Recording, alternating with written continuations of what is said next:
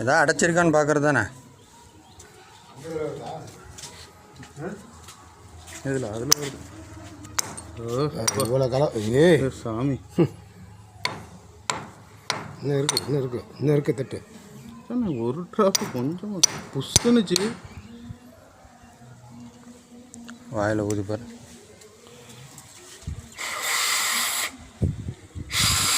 operate பண்ண